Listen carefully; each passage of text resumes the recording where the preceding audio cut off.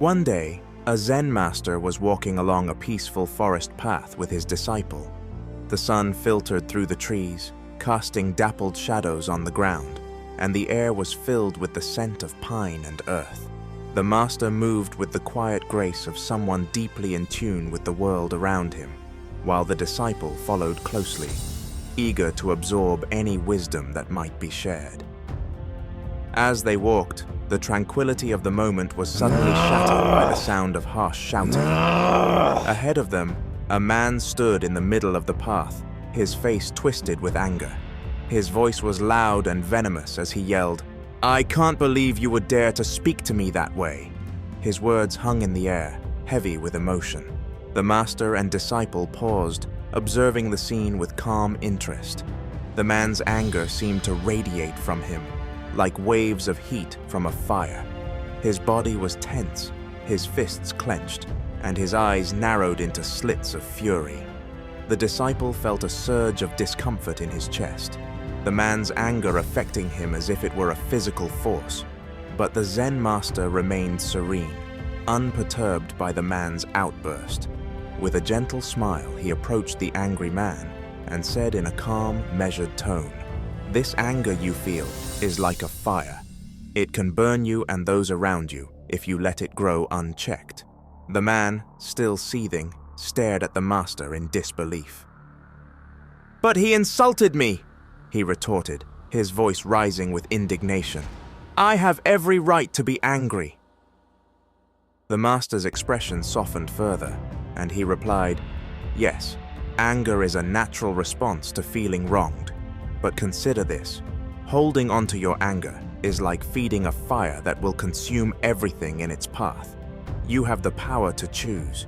Do you let it blaze and destroy, or do you extinguish it before it causes harm?" The disciple, who had been watching intently, furrowed his brow in confusion. The concept intrigued him, but he didn't fully grasp it. "Master," he asked hesitantly, "how do we extinguish the fire of anger?" The master turned to his disciple and, with a thoughtful gesture, pointed to a nearby river that flowed gently alongside the path. "Like water, allow your thoughts to flow," the master explained. "Water doesn't cling to the rocks it encounters. It moves around them, softening and reshaping them over time. Similarly, anger and ego are like clouds. They obscure the true self, but they are not permanent." As the master spoke, the disciple looked at the river, watching how the water flowed effortlessly around the stones and fallen branches in its path. The river's surface was smooth, its movement gentle, yet it carried great power within it. The disciple began to see the connection between the river's nature and the lesson his master was imparting. The master continued, "When you feel anger rising within you, pause, breathe deeply. Understand that it is your ego that feels threatened and seeks to defend itself.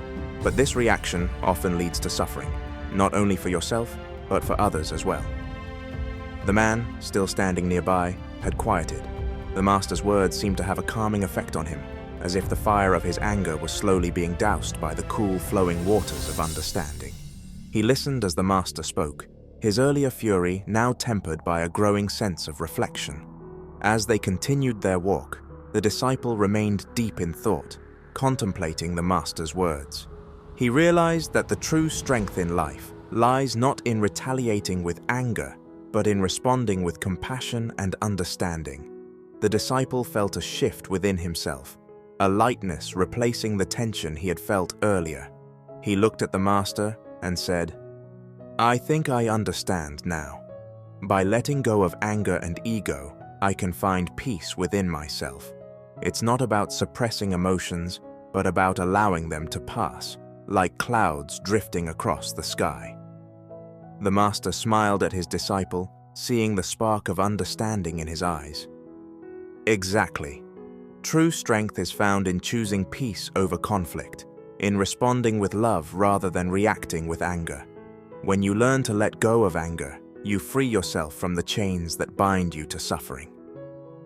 The disciple nodded, feeling a sense of peace he had never known before. As they continued their journey, The sounds of the forest returned, the gentle rustling of leaves, the chirping of birds, and the ever-present murmur of the river flowing beside them. The lesson stayed with the disciple long after they left the forest.